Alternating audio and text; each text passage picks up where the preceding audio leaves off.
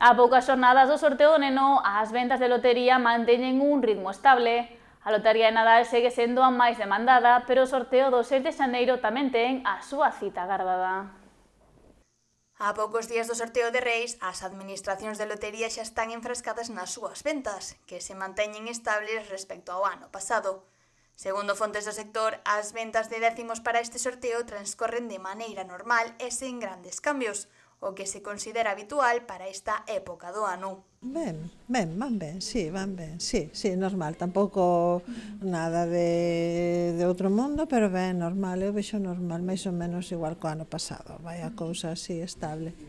Comparado coa lotería de Nadal, a venta para o sorteo do 6 de xaneiro tamén presenta similitudes, aínda que a de Nadal destaca pola súa fama comercial. O gordo do sorteo do Neno, o que máis se vende unha vez que pasa o sorteo de Nadal, e veñen a cobrar e a cambiar, reintegros, para regalos. Bueno, hai xente tamén que lle gusta regalar o décimo de Reyes, gusta o sobriño que lle damos así, porque está a bruxiña e tal.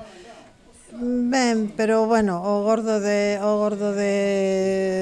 para o Neno véndese ahora, despois do sorteo de Nadal. Véndese un pouquiño antes da ponte de diciembre, a primeira ponte, porque hai xente que viaxa, que vai a ver os familiares, que non poden en Navidad, pois polo traballo, porque non se poden desplazar. Entonces véndese aí un pouquichiño, xente que está de paso e así, pero bueno, o grosso véndese ahora. Así mesmo, destacan que a afluencia de xente segue sendo prácticamente a mesma respecto a anos anteriores, o que é un indicativo positivo para as administracións loteiras.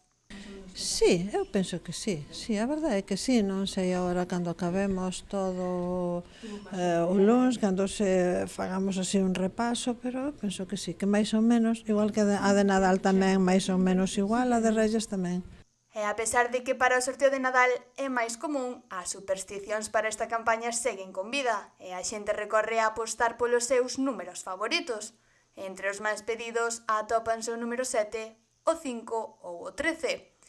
E entre as curiosidades destaca a ausencia dunha gran demanda por números que fagan referencia ao ano en curso, o 2026. Bueno, vamos a ver, 7, 5, 13, pero bueno, ese é o típico para todos os sorteos, 7, 5 e 13, pero bueno, para os Reis tampouco non, para o sorteo de Enero tampouco non hai un número especial, e máis, é que hasta ninguén piden 26 que é o ano, xa é algo que xa me está extrañando, que ninguén veña a ver 26, porque é o ano, o sea que para os Reis non, para o Neno non hai esa